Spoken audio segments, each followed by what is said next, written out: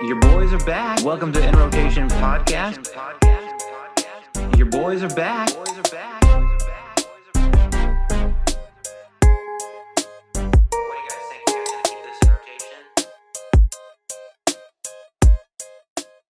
Welcome back to In Rotation Podcast. Your boys are back again, and this week we're reviewing Run the Jewels RTJ 4. Really excited to talk about this one. Big RTJ fan. I think this is, for me, one of their most complete albums to date. Hardly any filler, maybe just one track that I maybe didn't like. Super well produced. LP came through with the goods on this one. What were some of your guys' first takes? I'll throw to Jay first. Oh, man. Just overall, awesome. I loved it. And it's definitely a style that, like, you can't listen to it all the time. You know what I mean? Like, it's not like, it's kind of like a, upbeat, kind of hype, kind of has like it'll get you to that point. You know what I mean? To that hype point, like it'll change your mood to that point. So I won't say that that's necessarily my favorite type of music personally, but it did work well with me.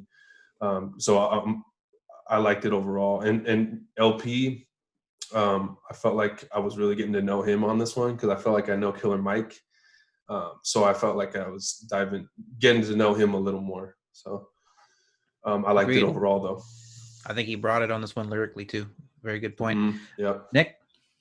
Yeah, good album. I think it took me, on first listen, and maybe it's because a little bit of a passive listen. I wasn't as into it, but the more and more I got in, the more I really kind of warmed to it, got to the point where I was kind of looking forward to listening to it more and more and more. Obviously, super relevant content with the timing with it. A question I have for you guys at some point is kind of, with how relevant it is, I'm curious how much of that album was like modified or added to closer to the release date. I know they always tend to have kind of, I went back and listened to some of their old stuff too. I know they have some kind of politically charged stuff always that feels very relevant, but I read somewhere too, they actually pushed the release date up from June 5th to June 3rd, only a couple of days, but I think with the timing of the protests and things like that, they kind of pushed it up. So I wonder how much they kind of modified it, but like you said, highly produced album. When you compare it to some of we talked about Jack Harlow's album recently, Sweet Action, being kind of a little underproduced. This is so, drastic in comparison as far as how highly produced it was. You've got a lot of depth to the beats and just the production value, and just overall the content and the lyrical quality. I mean, the skill with the rhymes, they come so hard. I mean, I love this style, the way they pass back and forth on the verses. I mean, they're both so talented. I looked up a little bit about the production credits just because that's something I tend to come underprepared with. So I tried to look into it and I didn't really find anything. And I think that's because, to your comment, B2, it seems like it is pretty much almost entirely produced by LP. So you've got him as just being like a master producer, writer, rapper. So that's pretty epic, but really solid album overall, especially it's so timely with everything that's going on, but just a really nice, complete, full album, very cohesive project for sure. Totally agree. And not only will they pass it back and forth, but sometimes their verses kind of relate to each other. Either there's like a common theme beyond the song, or they pick a word that someone said before and then they're using it in the next verse. It just, from listening to their track record, they really, really, really honed it in. And this is probably the best they've been. Jared, what were your thoughts? Yeah, I really dug it. It's a well-rounded album. It's a kind of like a classic length, like about 11 songs. There's some solid features here and there. Of course, 2 Chainz. I know, like, I'll speak for myself. A big fan of 2 Chainz. B, I know you're a big fan too. So 2 Chainz. True. So it was that was a cool feature for me. I enjoyed that. Like Jay said, high energy throughout. Production value was off the charts. a lot of like it's very complex musically with the production, and I think that might be what Jay was referencing a little bit. Like, it's almost like exhausting to listen to that same type of music for a long period of time, just because there's so much, like, your brain is so stimulated, like, the whole time with like the lyrics and the music. But it's just a testament to like how talented these guys are, really. The sort of complexity of the music, and you know, like everyone's been saying, a solid message throughout as well. So yeah, it's interesting you mentioned the length. I mean, I don't think it's that long. I don't even think it's an hour. 39 minutes. 39 minutes, yeah. So it kind of feels longer than it is to me, and it just Yep. flies by. And honestly, you know, at the end of it, I almost wanted more. But at the same time, we've talked about it a lot too, right? Like, don't put out music just for the sake of putting out music. Don't put out these hour plus projects just because you can. So I also appreciate that they kind of really honed it in on this one, and the final product speaks for itself. It's really, really, really well polished in all aspects, I would say.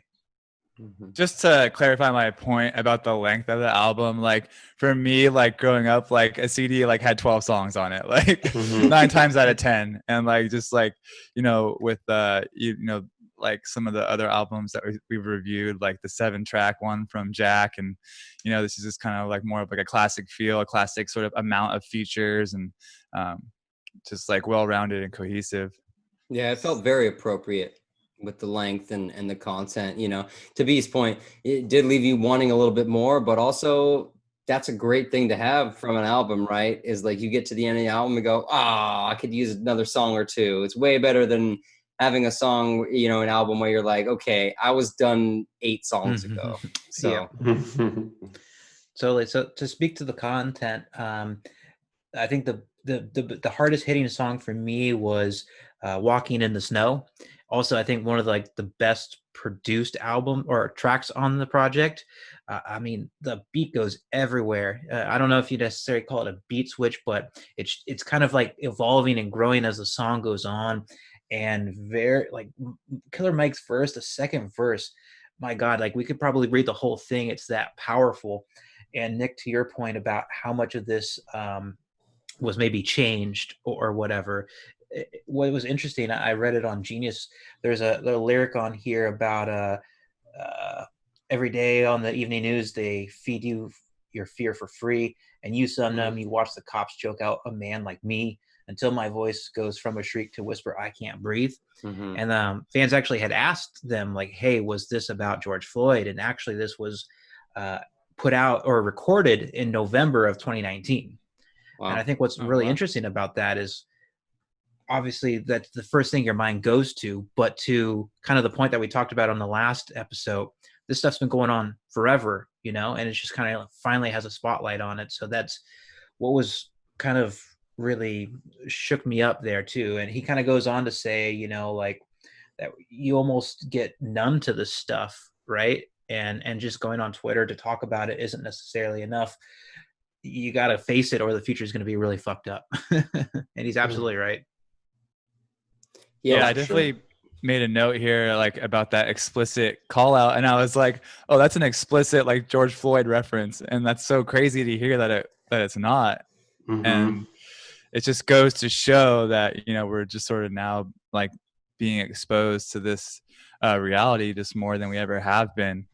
You know, that song specifically, really like the Walking in the Snow, like the chorus, I guess. Yeah. It's just, is that Gangsta Boo? I know. Yeah. It is. Okay, cool. Cause I know she like, she calls, you know, she has like an appearance on the song at some point and it's like says Gangsta Boo, like, you know. Yeah. But I didn't realize, I kind of like just connected the dots like as I was like saying that right now.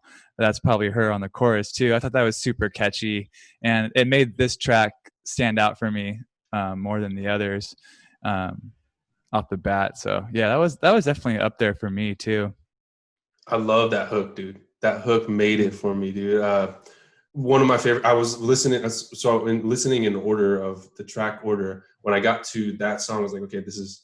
I liked Goonies versus E.T. I felt like that belt built up in nicely into Walking in the Snow. And when I listened to Walking in the Snow, I was like, oh, this is definitely my favorite song. This is going to be my favorite song on the album. And then the next song plays, I'm like, oh, wait, okay, this is my favorite song. Just with Pharrell. Oh, dude, so good. God, dude. And then even I thought those, so Walking in the Snow, Just, and then Never Look Back, 3 in a row was my chunk right there, my favorite chunk of the song, the jewel, if you will, for me personally, for my favorite song. But but the Walking in the Snow hook, dude, that's so dope, dude. It's like, okay, when I first heard it, I'm like, she's talking about, my interpretation was like, these verses are so cold as in dope, but also cold as in, because they get into some fucking kind of dark reality content, you know, and it's like, this is a cold world, dude. And I'm like, I just got done. Damn, this shit. I don't know the exact words, but the way she delivers that hook, I'm like, this is so fucking sick, dude. That's when the album took the step to the next level. I felt like the first 4 songs or 5 were dope. Don't get me wrong, well produced, well rapped. The verses were dope, but then like it was kind of leading me gently into this apex of these 3 songs that I just fucking love. But sorry to ramble, but I was hyped when I got there to those 3 songs. Yeah, I think Nick, there's 3 songs that for me personally stood out the most. Is Ooh La La, which I think is the second song on there. And then you got Walking in the Snow, and then you got Just. Those are 3 of the ones that had the perfect combination of content, really, really well wrapped in the actual verses themselves, and then the hooks were super on point. Plus, you have the amazing production value.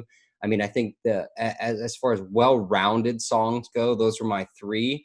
Those are probably going to be 3 of the ones that I'll be talking about kind of the most, you know, throughout this. And I think that they're also some of the most representative of what the album as a whole is about, you know. So they were kind of, and they were, for me, they were nicely dispersed kind of throughout, you know. You get to the second song, you got Ooh La La, you get a few more songs in, you get Walking in the Snow a little bit later, Just, you know. So just 3 really, really strong pillars to kind of hold up the entire album. Totally agree with that.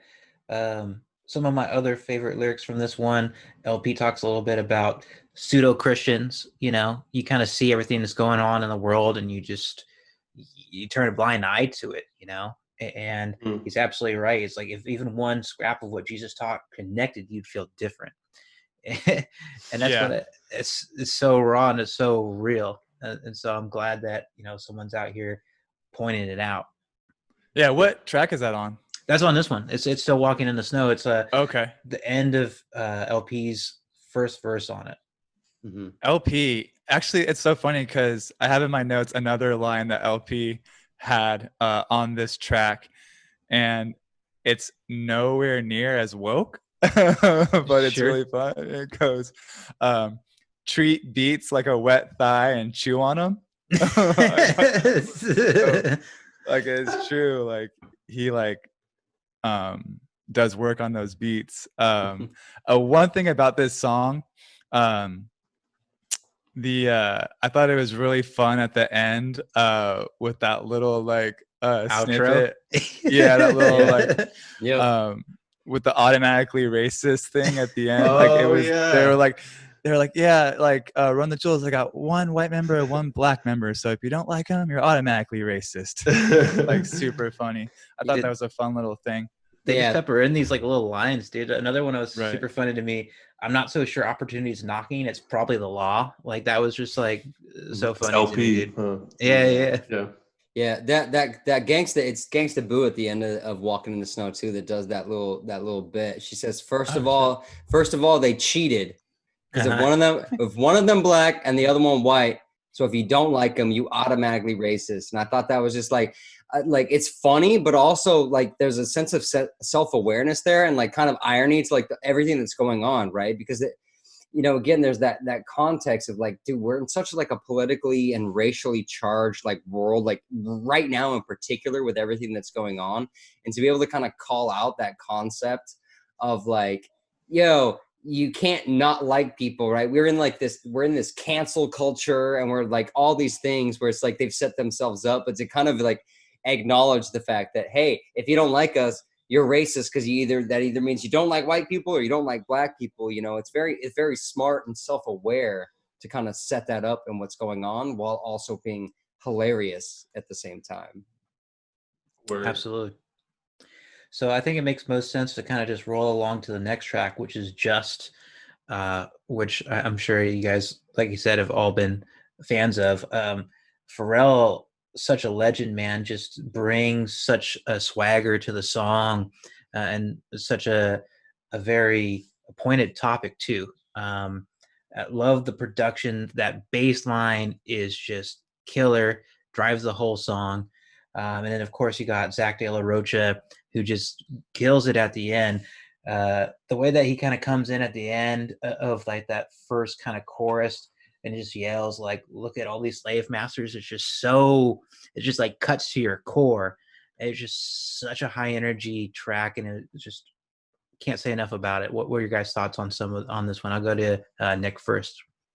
Yeah, I mean, this was absolutely one of my favorite songs. One of the first thing, you know, obviously Pharrell, he gets on a song and he already brings a little swag, but there was something, I wonder if he hadn't, you know, been involved in the production, because there is this classic Pharrell sort of that NERD feel, you know, he brings that sort of that funky kind of sound to it that he's kind of known for, between like Neptune and NERD, and just it's like it's heavy but funky but like poignant, you know what I mean? And like, so that's one of my first things that the second it starts, you know, with, again, you mentioned the bass line where it really just gets into that, like it's like just a dope, fun, funky song. And then you get into the content and it's just like it's like heavy, like on point, like, and you know, there's, you know, I had made a note that there's a lot of kind of like sort of history lessons in this album, you know, and there's one on this, you know, Pulling the Pins, another one where you just feel like you're being sort of like lectured or like historically sermoned to or whatever. But this is one of the ones that, you know, it's just so on point. And they're just, even throughout the verses, I mean, you have the, you know, the hook is obviously just like, it's a little on the nose, but at the same time, it's so, you know, there's also a little cheeky, you know, he's like, get it, you know, kind of thing, like where he's like, do you get the joke? Like you in on it, they understand what we're saying, you know, but then they get into like just some crazy stuff, talking about the country being run by like pedophiles and like corrupt people and stuff like that. So like this song is not fucking around. Like there's no joke on this song. Like it is for real. And also still, which is the best part about a music album, is that it's dope. You know what I mean? Like it's like, exactly. It's just great music, like great lyricism all throughout. So it's very heavy. And then the Zach De La Rocha feature, you know, I mean, again, you know, he's collaborated with RTJ in the past and it's been a hit. You know, they come back again with another one. It's a great, you know, blend of styles, of course. You know, this album has a few different blends of bringing in kind of rock and roll to mix with that. That's one of the nice things about when you have like a really highly and well-produced album, you get to blend those genres and still have them feel like, yeah, it's a hip hop song, but it's got this cool blend of rock and roll, you know, is kind of blended in as well. But also that ideology, of course, you know, Zach De La Rocha forever has been known, Rage Against the Machine and all that, to be able to kind of mesh those together. And you don't skip a beat, you know what I mean? Like the way he fits in on the hook is seamless. The way he screams that, you know, at the end, and then his verse is, like, compared to a little bit lyrically, it's not as strong lyrically as a lot of the rest of it, because that's not his job, you know what I mean? But it's still, it fits so well. It fits in with the song. But together you bring in big names like that, Pharrell and Zach De La Rocha, and put them in with this and just everything. It's a hit. It's great. No, dude, 100%. That Zach De La Rocha was so dope. It's so dope at the end there. And like you said, with the ideology, Rage Against the Machine in there, it's like the song is so Rage Against the Machine, and it's and like you said, dude, it's commercial. It's commercially like the sound is commercial. I think I was like, this is this is the best. This is my favorite song for sure. I love Pharrell. I loved. I mean, everybody on it was dope. Everybody on it was dope. But Killer Mike's verse was nice. I think this is the one where he says like, "Is this the?" I could be mistaken, but he's talking about this is the type of stuff that's going to get me killed for saying, and you're saying it on a song that probably a lot of people are going to hear because it's like musically also it's going to translate into a lot of people's lives.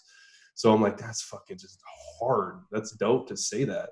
And also like what he's saying throughout the whole song, the whole message is pretty like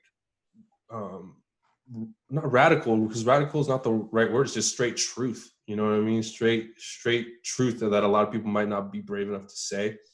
And you know that Killer Mike does his homework, and he's a fucking historian. Like he knows what he's talking about. Back to Chair's point, where the album could be a little, it feels like, I don't know if he said these exact words, but it could be work. It feels like you're doing work, like you're taking a lesson, you're taking a, this song specifically wasn't work. It was nice. It was music to my ears. But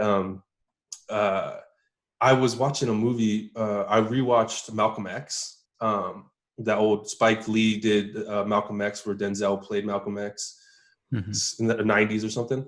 And I'm like, this movie's so dope, but I'm not gonna, I haven't watched it for like 10 years.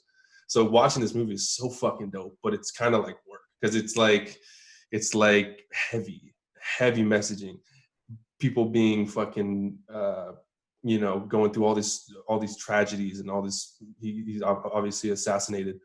I'm like, dude, listening to this album is like watching Malcolm X, the movie Malcolm X for me. In my head, that's what I'm thinking.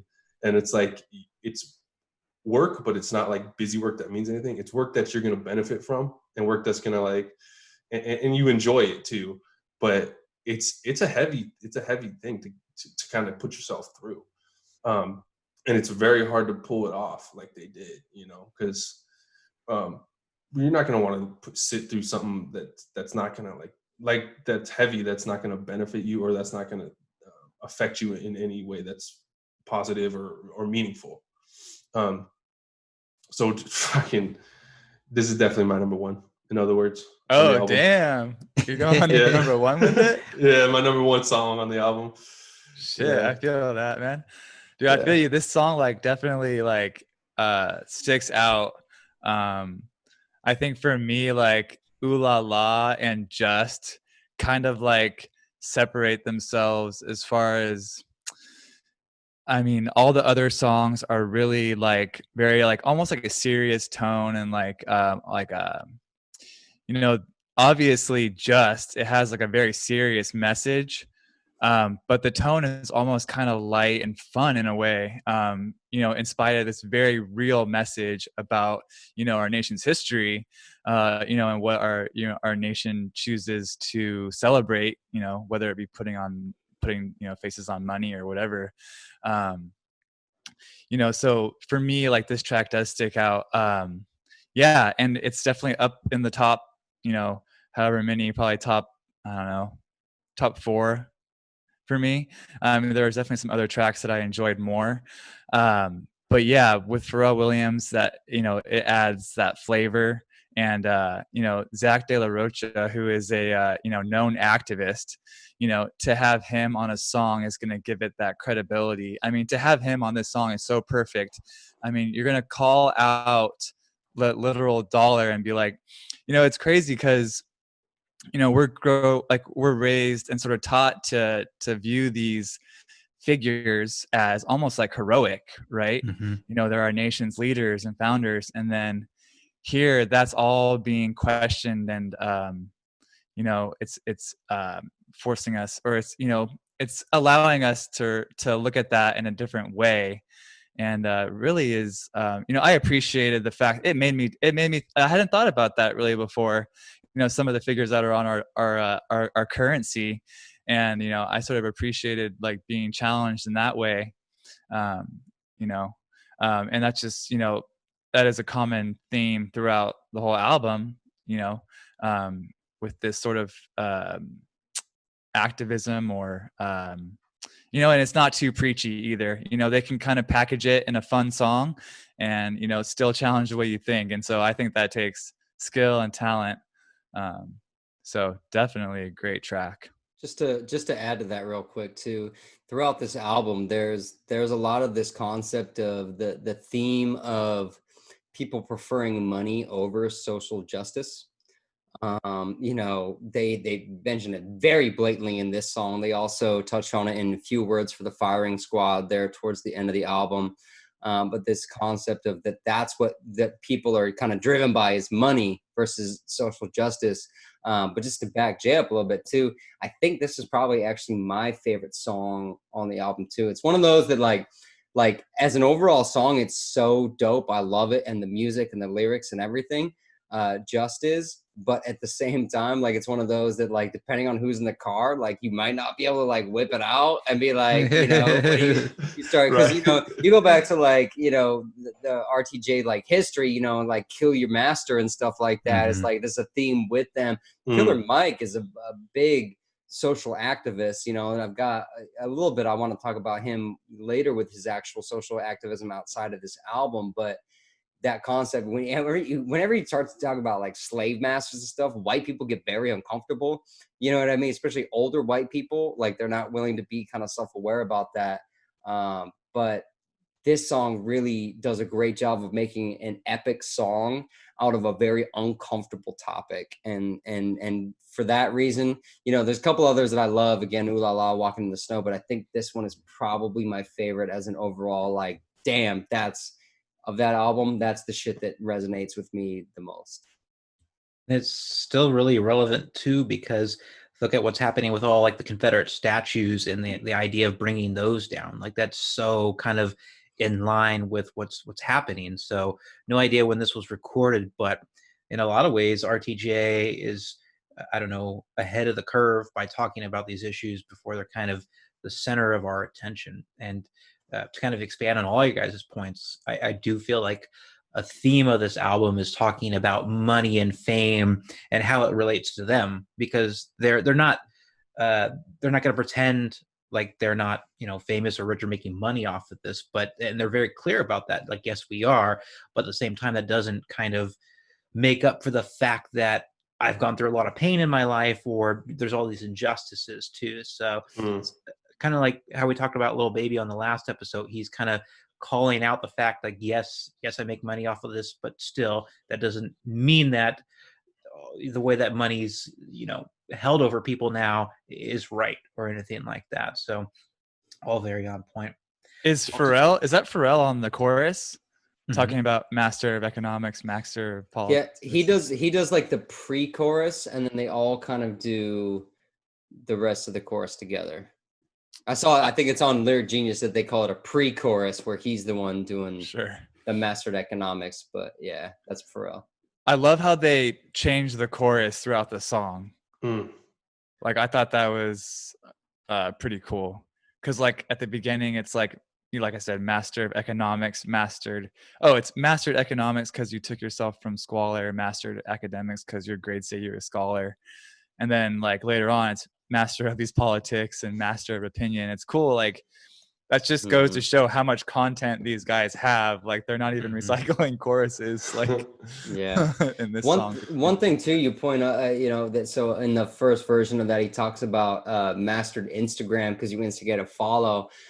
There's a lot in this album that, you know, it in today's world, it's obviously like relevant, but I think it's awesome. They just like shots fired throughout of like, they talk about Twitter and like, you know, ranting on Twitter. They talk about Instagram because you instigate a follow. They talk about TikTok and TikTok time, which I assume is a reference to like the 45-second or minute. I don't know how TikTok works, but to the shorter time limit on TikTok. But there's a lot of social media references here where they're very culturally aware of what's going on and how much social media plays a role in just culture and in these specific issues that they're talking about too. That, you know, it's so easy to be on Twitter and be like, someone has a super like poignant, like, you know, racial, like this is the problem with like society, and you go retweet and you go, my job's done, you know, and like that's just like, and it's so easy to do that, and that's not acceptable, and that's not, and they call that out. I mean, it's like, it's, some people feel like that they're doing their part by that, and they multiple times go in on Twitter and social media, and just because you think you did this on social media means that you're contributing. We call that what is it, like armchair activism, you know what I mean? And it's just not, it's not enough, and they're so good about calling that out throughout this album. Dude, I'm glad that you brought that up too. It's because they do touch all bases, when it comes to social media. I didn't even really think about that, but yeah, they explicitly call out Instagram in this song, and they talk about Twitter, another one, and then that the other line you're referencing, the TikTok line, I thought was super clever too. It's because it's funny how time feel off TikTok, which is off of Never Look Back. Mm-hmm. And it's just double entendre, right? Funny how time feel off TikTok, clock TikTok. Yep. But our boys have no love from MySpace. Where's the MySpace shout out? This ain't 2008. Well, to kind of lighten the mood a little bit, we've all talked about Ooh La La, one of my favorite tracks too. Love the Gang Starr references here, the reverence here with having Greg Nice from Nice and Smooth kind of bringing that reference to DeWick as the kind of the hook, and also have DJ Premier on the track kind of cutting it up at the end on the ones and twos. Just kind of a really fun track, very kind of catchy earworm beat and chorus, and some kind of great lyrics too. What do you guys think about this one? I'll start with Jay. I liked it. When I listened to the first time through Ooh La La, I was like, I'm not gonna like this song because I typically, just the sound he's making on the hook, Ooh La La, I'm like, this isn't gonna last for me. I like it right now, it sounds cool, but I was wrong. This shit was really dope. I listened to it over and over again. Shit grew on me, and I was like, okay, what was I thinking? But should have known, also, bro. I know. So and when I started listening to it, I'm like, okay. It's when I realized, I'm like, okay, I don't know much about LP. And he had a line on there that got my attention, and I didn't hear it clearly the first time, but it was when he said, all I heard was kids in the oven. Put your kids in the oven. And I'm like, yo, what? But then I went back and listened, and what he says is, warmongers are dumping. They'll point and click at your pumpkin, your kids. Look, and then your suffering is scrumptious. They'll put your kids in the oven. I'm like, yo, that's one, it's fucking kind of crazy to just say that. Two, it's very fucking potent to say that. I'm like, dude, okay, I'm gonna listen to this guy more. So overall, in my overall listening to this, I was like, okay, this is like my discovery of LP, because I'm RTJ, I'm not super familiar with. I know Killer Mike more for his activism and his he had a Netflix show that was great. I shouldn't know the name, Trigger Warning, and it was very smart, funny, and entertaining. And I know him from all his activism and his speeches that he's given. So I felt like I know him as a person. So now I'm like, all right, that line got me in on LP. So I had to re-listen from the beginning, and I'm like really analyzing LP. And honestly, until you guys said on this, I didn't even, because I'm not a producer. I never look at who's, shame on me, but I never look at who's the producers and shit. But that's fucking even doper that he's producing, because this shit's so high quality. I'm like, damn. And I ended up just really loving that song specifically, liked LP on it, and liked LP through the whole album. So this group is legendary, and I'm obviously late to the party on that. People know that already. I think that's one of the cool things about this group. I got introduced them to a little while. I think actually B probably introduced me to him a few years ago, all the way actually back to 2016. I think when RTJ3 came out. Because I remember being at his apartment when he had me listen to the last song that they had that featured Zach De La Rocha. Yes. And we were jamming out to that, and I heard their style and all that, and he kind of explained to me that they're kind of this, quote unquote, super group with LP, and that's why it's funny when you look at the production credits that there's almost no other song. There's a couple songs that have any other producers involved, otherwise it's LP, and he's out there producing this amazing music, and then also just going just blow for blow with Killer Mike on this, you know what I mean? Mm-hmm. So that's what makes them such an amazing group, and with Just being like my favorite song from the album.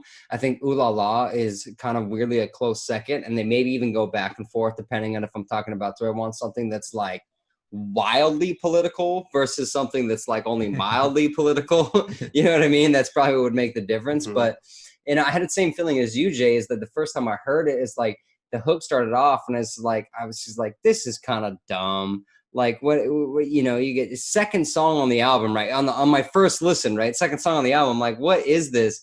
And then the more and more and more I listen to the album, the more I look kind of forward to this song. And actually, one time I listened to the album on shuffle on accident. I didn't do it on purpose, but then and I was kind of confused. And then about 5 songs in, I heard, and I got all excited. I was like, yes, like finally, this is the song I'm looking for. And it turns out it's actually supposed to be the second song on the album. So it really has that kind of like simple hook, but it does have that just like that fun quality that at first you might kind of like write it off. But then it becomes one of those, like, I could see this standing the test of time in 5-10 years. Like, as soon as it just kicks in that, ooh, la, la, you know, kind of mean like, yeah, this is my jam. You know what I mean? So yeah, this is one of my absolute favorite songs on this album for sure. Yeah, I think this was one of the first songs to be released in support of this album. I was reading that Ooh La La, Just, and Yankee and the Brave were kind of like the supporting singles for this. And Ooh La La, like when I first heard it, and like that Ooh La La, Ooh Wee Wee, when I first heard that, I was like, oh, I don't know if I'm gonna be able to vibe with this really. It's just too like almost too catchy in a way. Like it's just like I guess it's like an earworm, as Nick would say.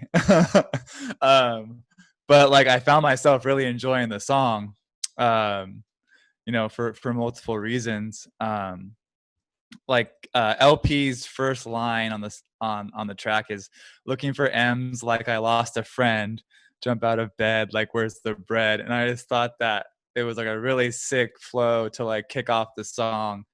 And you know, at the end of the song, or towards the end of the song, Killer Mike has a line that says, fuck the king and queen and all of their loyal subjects.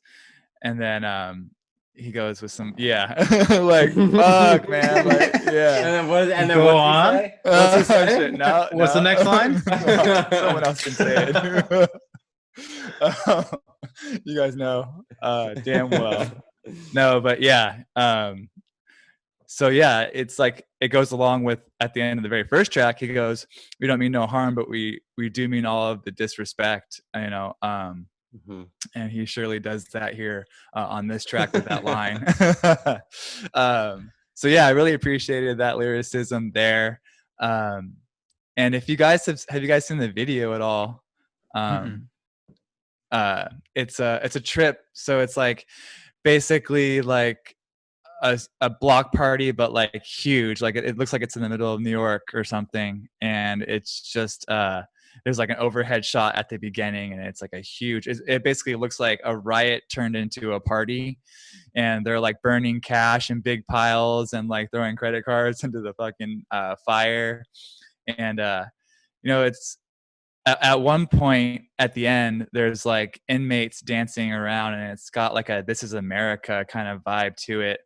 And you know, so this track doesn't fall short when it comes to the sort of social awareness and you know, and those social justice topics that Run the Jewels seems to deliver very well.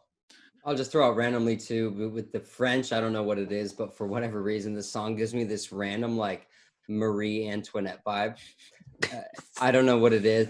There's that concept of, you know, let them eat cake and just kind of like, you know, like fuck the masses and that kind of stuff. So because you wouldn't have that coming right from Killer Mike and stuff like that. Like he's obviously not saying that. So there's that sort of sense of, you know, ironic nature of kind of saying that for whatever reason, I don't know, just because it's French, that my first thought was thinking of that bitch just being like, fuck the poor people, you know what I mean? So that I kind of got from the song. Kind of building on something Nick said earlier about kind of the pairing of Killer Mike and LP, I kind of when there's a duo and they work really well together, but they have those contrasting styles. Like I always go back to the Outcast comparison, right?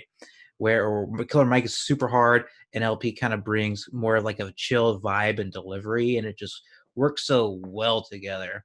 And I love kind of when they're going back and forth.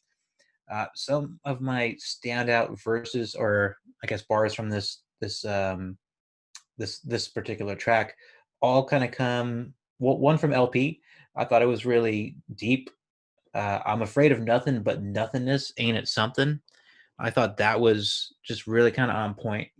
Like being afraid of death is kind of the only thing that they are afraid of, and that's just kind of universal in the way he kind of just peppers it into the middle of his verse, and then kind of goes into that Warmongers verse that you mentioned earlier, Jer.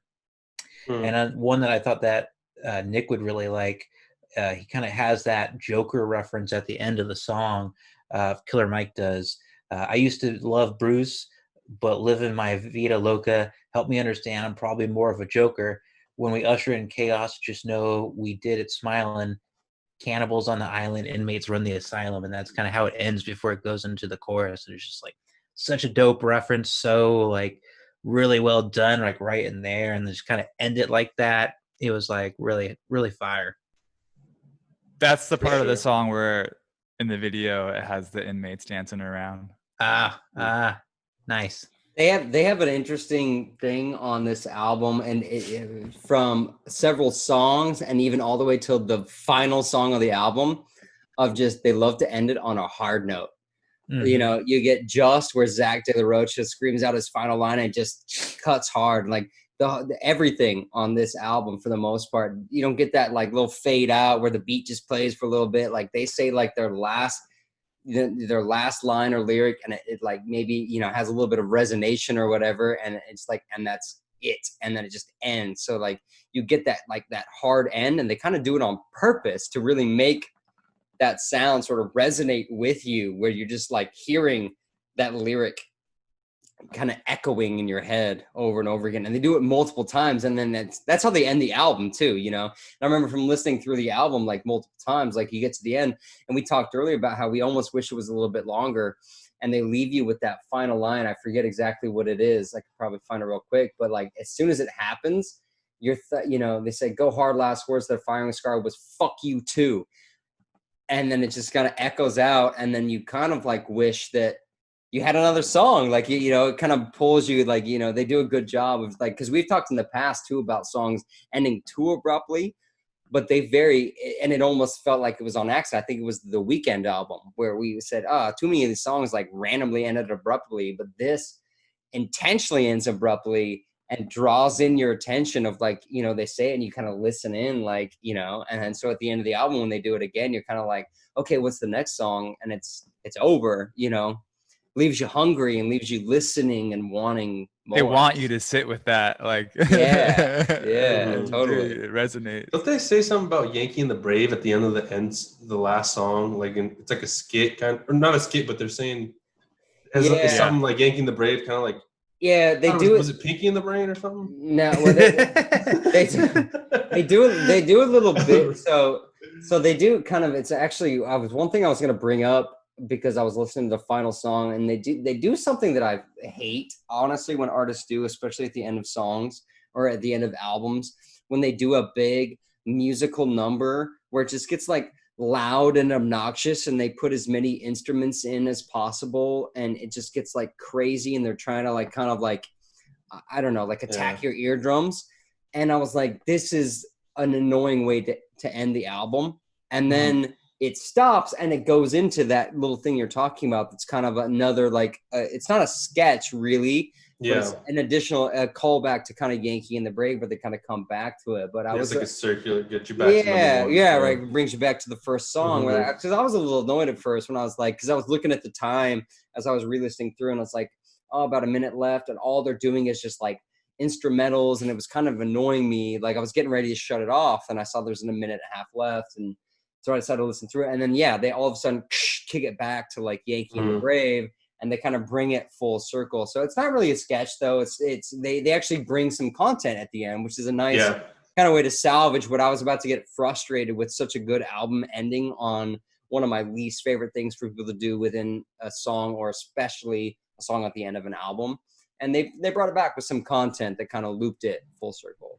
I'm wondering, question for Brand or for B, because I know he's like a RTJ fan.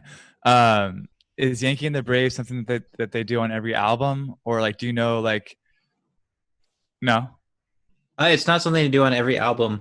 I only know this because I was looking at Genius, but I think LP said in a tweet that it was kind of just this like fictional, almost like TV show type of vibe that they tried to create. Yeah. Where the Yankee and the Brave is the towns that they're from, the baseball teams where they're each from. So Killer Mike.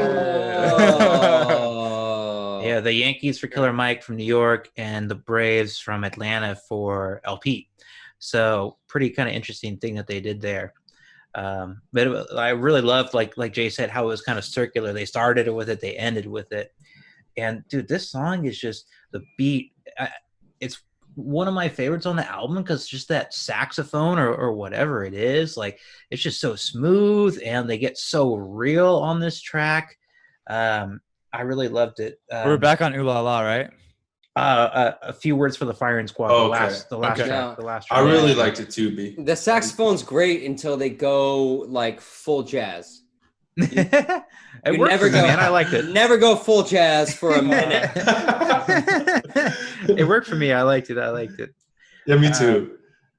Some B, of the lyrics. B. Yeah. Oh, Go ahead. Sorry, I don't Go want to ahead. interrupt, No, but Jay, you go ahead. said earlier, because I like this one. You said earlier there was like one song that you didn't like.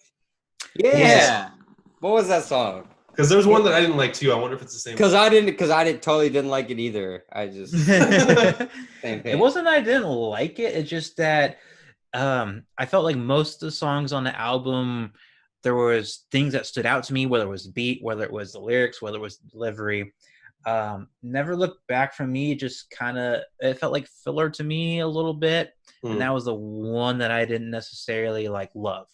Oh, So I don't know shit. what I your was guys' surprised by that, dude. Because I liked Never Look Back. That was my top 3. But that one, I admit, is specific to my taste. Because it was more like, it was really like Jack, like what we were saying about Jack Harlow. It's like fucking, it was kind of like low key, like almost slower delivery. I thought you were gonna say I didn't really like The Ground Below, and that was one I thought it was like, because I was so high on the 3 songs before it that I was like, okay, this is the come down track where I can kind of just chill. I'm gonna chill, and then I ended up liking the last 2. So I thought you were gonna say The Ground Below. I thought The Ground Below. Honestly, I wasn't a huge fan of that track until I kind of like read through the lyrics, and it was just kind of like a fun track to me. I guess you could almost say maybe it was a little bit of a throwaway, and maybe not as on theme as the rest of it. Right. But I was kind of like cracking up at some of the stuff they said, and for that reason, I ended up liking it. But I totally agree. Before I like listen into it with like the review mindset, I wasn't a fan of it. One of the things I liked about The Ground Below, it was one of the songs where they blended the hip hop beats with the rock elements, especially if you're going to bring Zach De La Rocha into your album. Obviously, he has his style and it fits on that one song. But if you can throw in the 1 or 2 other songs where you bring a little bit of that blend, where it's still totally hip hop, but your loop that you're using, is more of a rock loop. It kind of balances out the album a little bit more. And The Ground Below was specifically one of the ones I kind of called out as this adds that rock element to that, which again, I love it when an album is not just straight hip hop beats. You know what I mean? When you're really when you're genre bending to a certain degree. And it wasn't crazy, it's not enough that's like you hear the song and you're not sure if it's a rock song or a hip hop song, but it was enough that you hear it and you're hearing guitar riffs and stuff like that in the beat. That to me, it added a nice blend to it. It was one of my throwaway songs, I think, with the other one that B mentioned. Those were probably 2 of my least favorite on the album, but it still at least like had some nice little genre bending going to it to add a little depth to the album. Yeah, I think it does like add, for like musically, it does add sort of that that rock that you don't see on like a lot of the other tracks. Also, like topically, you know, it's a lot different, where it's almost more of like, because what's the hook, like, no, love never meant much to me or something like that. So it's Hmm. just sort of like it goes, I think it's just, for me, he was kind of like referring to maybe like relationship type stuff. I don't know. It just didn't seem as like politically charged as like a lot of the other songs, which was kind of like a nice little break, right? Um, as far as something different than what was than what we were hearing with the rest of the album. So I gave it credit for that. As far as Never Look Back goes, um, I thought it had a cool, like, almost like X-Files like type of vibe to it. Like a lot of this Yeah, production is just I like like out of that. this world shit. Like I'm serious. yeah. Like It's Jay, haunting. It was kind of like a haunting. That's what I yeah. wrote down. Haunting. It reminded me Yeah, of I wrote like X-Files, you wrote a haunting. X Like, Files is a good one. I put Stranger Things. It reminded me of, hey, as yeah, like a little like exactly. softer, but they had that kind of spooky vibe, and I think I got pulled in by that vibe because that's my specific taste. Kind of that's my personality or my taste in music. And the song after, The Ground Below, is not just my sound. It's not really my sound, you know. So what you Mhm. guys are saying about Ground Below makes a lot of sense to me, Yeah. and I could see why you would like it. But for me, it didn't hit that mark for me. But I Yeah. totally get it, you know.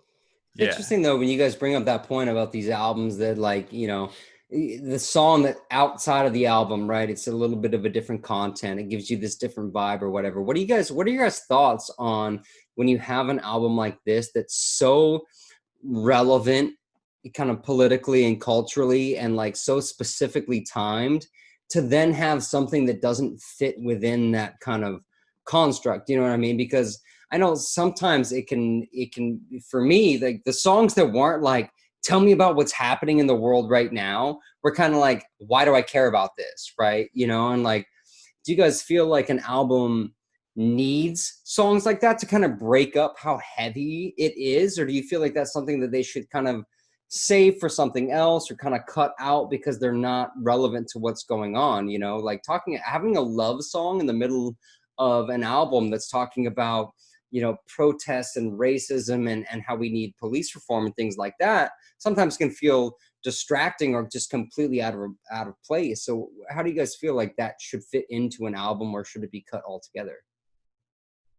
I guess I'll take it first. I mean, I feel like you shouldn't force something, right? Like if that's not what you want to talk about necessarily on every single track, like don't do it just because that's kind of what you're kind of or mostly about or whatever, like I did a little bit of some casual re-listening to the other RTJ albums, and it's not off topic for them to kind of not just be solely focused in on the one thing. So I think when they feel like there should be something said about what's going on or whatever, they do.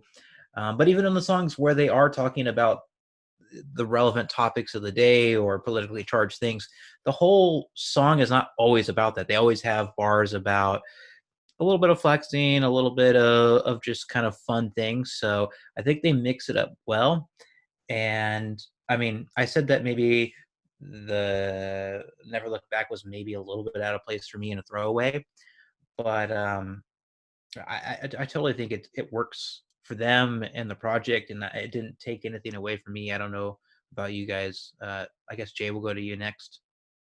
I think you hit it on the head, B. I think they have to stay true to. I think the way I judge artists and albums is if they're being authentic to themselves. So if they care about these things, and if they care about multiple things, and they want to put it in the same project, I think that's that's okay. I don't think they have to stick to the topic, if they're to one topic. If they're gonna force it, it's gonna hit negatively to your album and to your project.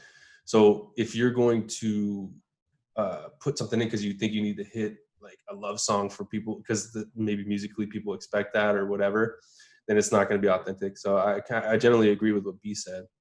And for me, and I think there's a lot of people that judge it based on the sound alone. And I think that if the sound is like out of place for me, that hits me harder. Not saying that Ground Below, because B, what you just said about Never Look Back, I feel about Ground Below. Like that felt authentic to them still. But just for me personally, the sound is not me. So maybe long-winded answer to your question, but I generally agree with what B said. I think you're right, Jay. Real quick, Chair. Yeah. There's no song that feels out of place in this album. Even though maybe I didn't like that one, and Jay, you didn't like the other one, it still all felt like it belonged, if that makes sense. Totally. And Chair, we'll throw it back to you. I just want to like touch on, I guess maybe I was sort of confused with the content of the song. Like I misinterpreted it a little bit. Like it's not really so much about a relationship. It seems like it's just more of like a, like you don't need like their love, like whoever that may be or whatever entity that may be, to keep doing you and to do your thing and, you know, keep your head up and like, don't budge, like hold your ground. Like, it's just like saying like, don't let, you know, what these other people are saying or thinking about you, affect what you're doing, you know, and keep on keeping on. Yeah, I'm looking at some of the lyrics of this, and they're not. This is not a love song, bro. Right. It's easy to misconstrue that. This is not a love. This is not a no. love song. He does mention his wife in it, but like that's as close to a love song. Yeah, that's the closest thing on this album to a love song. The line before the first hook is, "So I support the sex workers unionizing their services." So there you go. Not that romantic. It was so funny how he threw that in. This song to me, I mean, it's kind of about like you can't look back because you're going to be pissed about what you see there. And what was kind of, even though I didn't necessarily enjoy the song, what I thought was interesting is like, okay, like you understand not focusing on your past, but kind of can't you learn from your past and, you know, like improve upon it? And that kind of goes back to my whole obsession with character arcs or whatever. But I don't know, maybe that's why I didn't like it or whatever. I think the last song that I want to talk about before we wrap up is Pulling the Pin.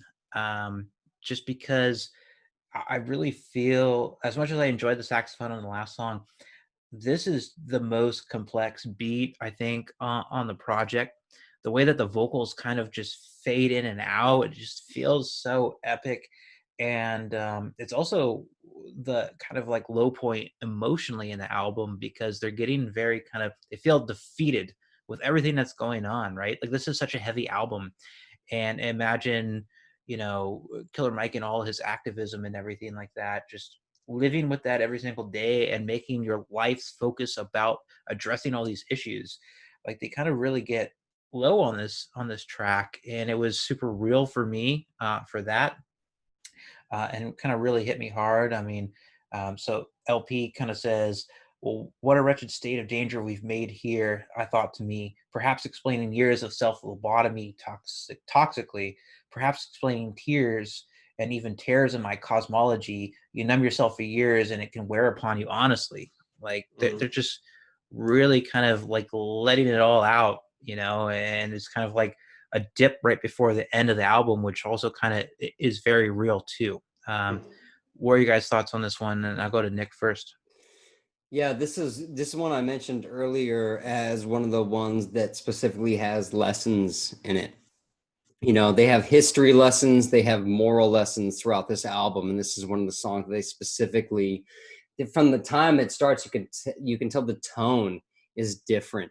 There's just this more low-key, lower kind of tone to the way he's spitting the lyrics, and as soon as he starts, you know, from a long line, and just from there on, it just goes into like this history lesson of just like from a long line of rancid as swine, and just like he's telling a story, and he's just going into this, like, you know, to B's point, you can sense that kind of that low level depression of like they're not trying to hype people up. Like Jay was talking earlier, there's a very hype kind of album, and like this song pulls away from that. You know, this song very much is going into like, let me teach you some stuff. Like, let me get you into like my experience, what I've been through, what I know, my knowledge. And it really just like, and like, you know, the bars are just like, they're very long winded, and like, you know, they get a little bit away from the more complex, like rhymey rhymes, you know, which is like fun when you got a rapper kind of going off, like rhyme everything, and they get away from that. And they just like, they figure out a way to just really tell a story and a narrative, and really get down into like the history and the emotion of what they're talking about. And you're right. I mean, just the vibe is totally different, and the lyrics really are some of the heaviest, like just most personal kind of educational lyrics that they have on the album. So it's an interesting little kind of dip from everything that they have, but I think it's it's one of the most powerful songs on the album. But you just tell from the first breath of the song that it's like almost like on like a, you know, like a podium, you know, where he's just ready to like preach, like, let me tell you something, and he just goes into it. They go into it. Yeah, Nick, I think you have like a great point about the lessons, and like all kinds of lessons, and with this song in particular, it's like maybe more specifically moral or philosophical, you know, and there's some very lofty and heavy topics as far as like I'll quote like kind of towards the end here. Yeah, this is like the last verse, and it goes, beautiful soul with the rogue and the criminal, how long must the holy hold and onto their principles, kicking and screaming while watching the demons, collecting the gold and the diamond residuals. And it's just like, whoa, like when you bring in like good and evil like that, it's like, that's always like, I always think really deep. Like I have in my notes here, like it's just the tone is just deep, like, and the lyrical content is too, you know. So yeah, like they're definitely bringing message. It's poetry too. This is the most poetic song. As someone who has a degree in poetry, I think I'm actually authorized to speak on this. This is poetry. Is this the first ever poetry degree flex ever made? Yeah. It's the first verse that's truly earned it though. Like it's poetry. It really is. We don't call him Professor Nick for no reason. Bro. Yeah, Professor Nick. He has a BA, okay, guys.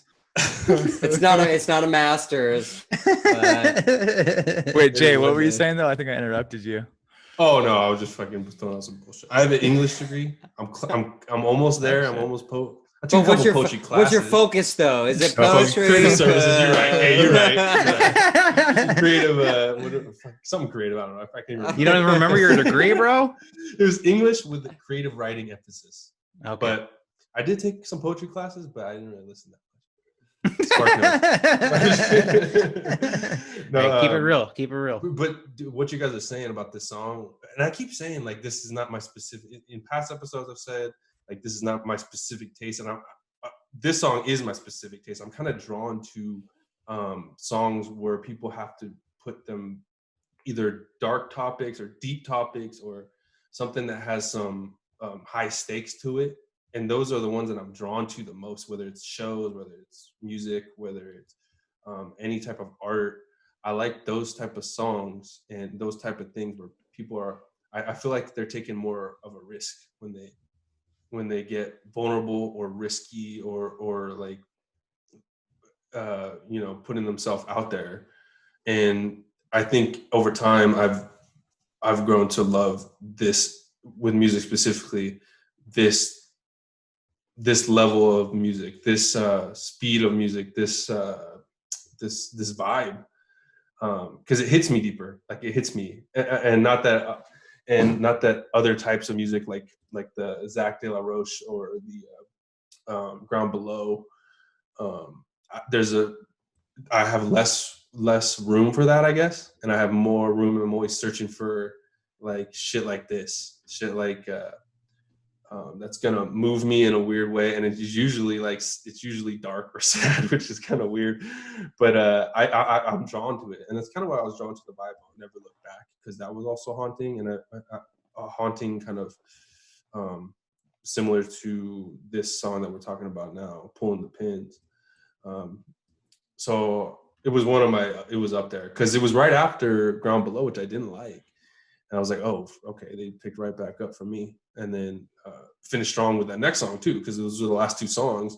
So I'm like, this is like perfect, because it's got stuff for me, and it's also got stuff for the high energy and high, because when you're rapping that fast, when you're rapping that technical, which is like Eminem or like these guys, it's always like There's you the always have to Eminem have- reference. We did it. Yeah, we got one.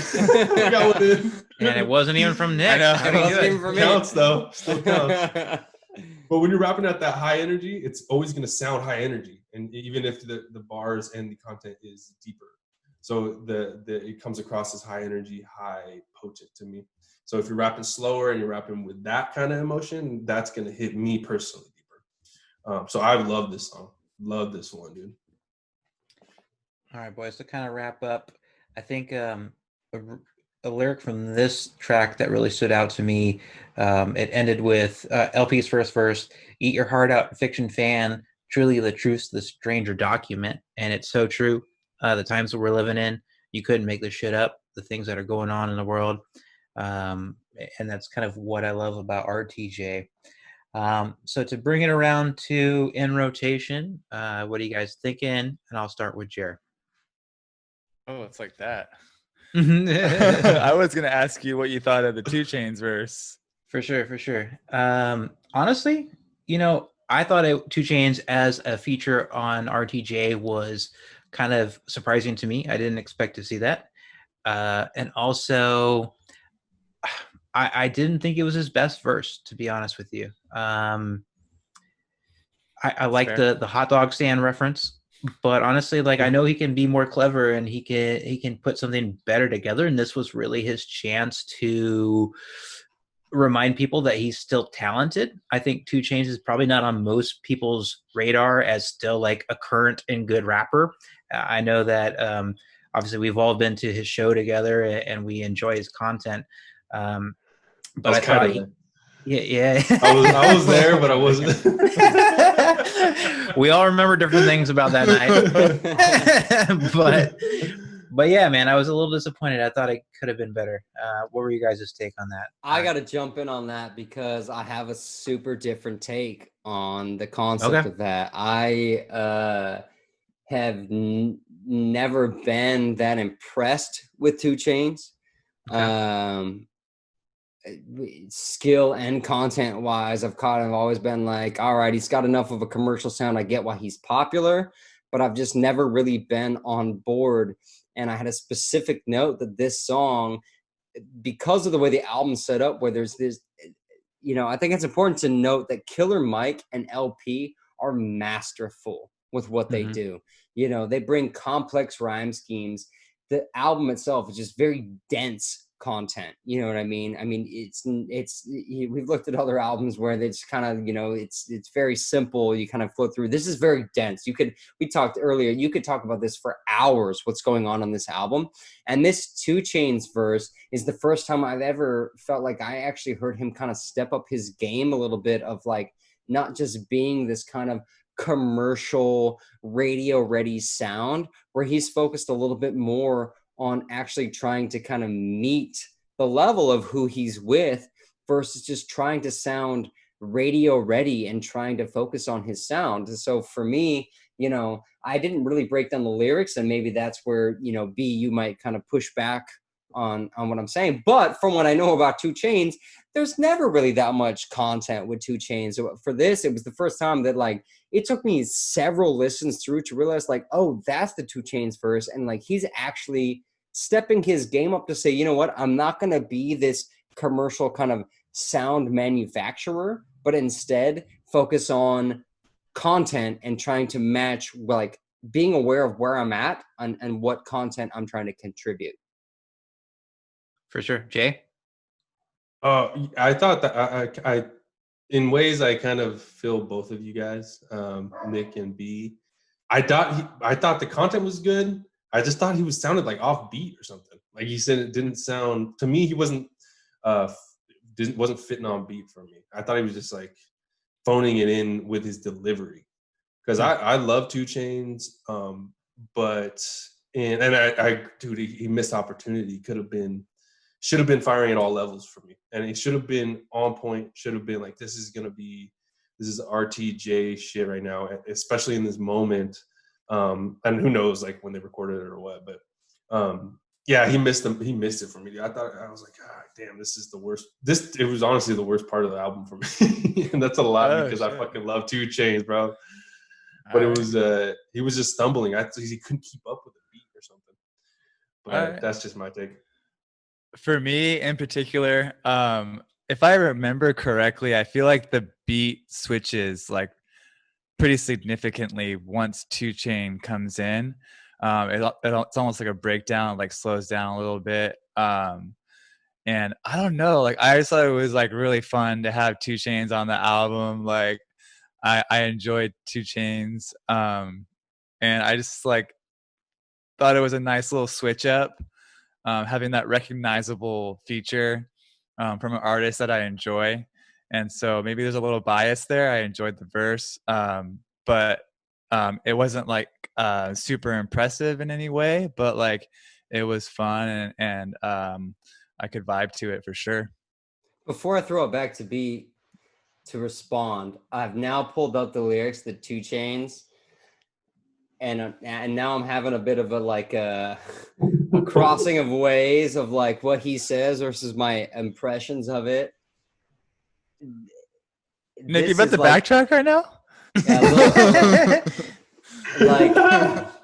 Like in practice, like this is some of the best 2 Chainz in context I felt like. But looking at what he says, this is a dude who clearly, and I'm sorry, I'm not that big of a 2 Chainz fan.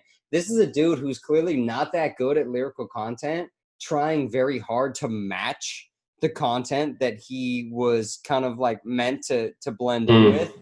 And like he's trying hard, but I just don't feel like he does a very good job with the actual content. You know what I mean? Like it's different from what we're used to of him kind of flexing and stuff like that. I think it is, you know, from my ears tell me it's a very good improvement on his overall style. But when I look at what he says, he's nowhere near the level of Killer Mike and LP on this verse at all.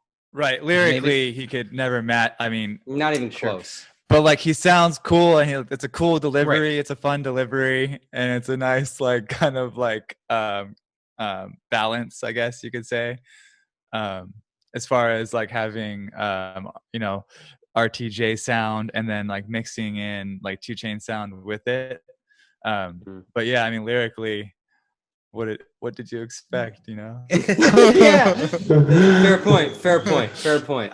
You guys nailed it. I mean, honestly, like you said, Jared, fun, like good delivery. Like if you're not like looking at the content or whatever, like yeah, it's a good decent. If you're not a poetry major. Yeah, exactly. But still, I don't know. Maybe he tried a little too hard, and that's why it wasn't more fun for me. Like the reason why I like 2 Chainz is because there's like very funny like jabs and whatever, and he had one, and that was my favorite part. But the rest of it, maybe he was just being too serious for me, and just not the vibe of a RTJ track or whatever. Was that line, I missed that pussy, be home soon? No, it wasn't that one. Oh, okay. It's the hot dog stand, right? Yeah, exactly. We never even got to talk about the weird, was it penguin? Cooler than a penguin pussy line from Killer Mike? That's Walking in the Snow, right? No, I think it's a different song. But... No, that whole song, there was a section though, it was a series of like lines of like, who can have the best metaphor about how cold you are? And they went for like 8 fucking bars at least about like who's the coldest on just stupid ass metaphors that were like also funny at the same time. It was funny, but it's just like, wait, what the fuck? Yeah. that line's actually on this 2 Chainz song, Out of Sight, huh? Is it? Yeah, it is. It goes, bitch, we cool as penguin pussy on the Polar Cap Peninsula. All right. So Killer Mike set the precedent by saying pussy in the song. So it's like, you know, you can't blame 2 Chainz that much, I guess. Exactly. He toned it down. He toned it down from penguin pussy, which is way up here. He brought it down to just regular pussy. to human pussy. Thanks, 2 Chainz. right. Well, with that being said, let's go ahead and bring it home. Bring it home. Jared, what are your thoughts? You gonna keep this in rotation? Yeah. Thanks for humoring the 2 Chainz question. Of course. Glad we put that out there. Yeah. This album, wow, there's so much to say about it. Gosh, with like the sort of activist tone and the social awareness situation, it knocks it up a couple notches for me, just because it's like woke as fuck, and you know, that makes me respect it on a different level. And you know, on top of that, you have just like brilliant lyricism and high energy delivery, and you know, very complex beats and music to go with it. Like, I mean, how can you not appreciate that? And you know, on top of that, there's like these mid-song like tempo and beat switches. Like, it's just very complex. And you know, so as far as it being like a work of art, like, it's just like mwah, like so good. And you know, before I say whether or not I'm gonna keep it in rotation, I want to put on record that Holy Kalamafuck is probably like my favorite song on the album. So I just want to put that out there. You know, it has that like crazy like mid-song like tempo and beat switch that I was referring to a second ago.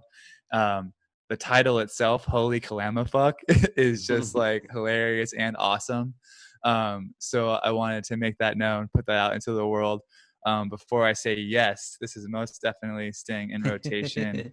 You know, so much change needs to happen in this world, and you know, until a lot of that change happens, this CD is going to stay CD. Wow. This album is going to stay relevant, and you know, therefore will stay in rotation. So, hey man, RTJ appreciates you buying the physical, bro. And I mean, honestly, we could talk about this for days, you know. I mean, there's a lot of great songs we didn't talk about, so I totally agree with you there.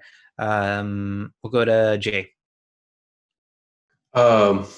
Yeah, this is a as far as a work of art, like it's very it's pure to the art form, not only like with the message, because you can get carried away with messaging and with kind of with a moment, even though I mean, this is a moment that needs to be broadcasted on everyone's platform.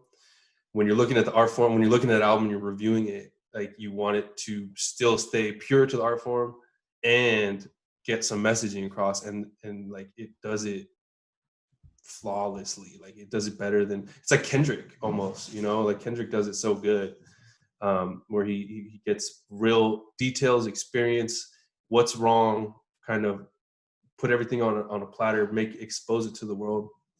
And they both do it well. And I think they both don't overreach LP. I mentioned in the beginning, I was specifically listening to LP. I think he like stayed really authentic to himself, even though you can tell like he agrees with Killer Mike, but let Killer Mike say what Killer Mike has to say about the Black experience, and you kind of support him. But he does get his bars in there about that and about, but he still stays true to himself. I'm like, damn, they're so good together. I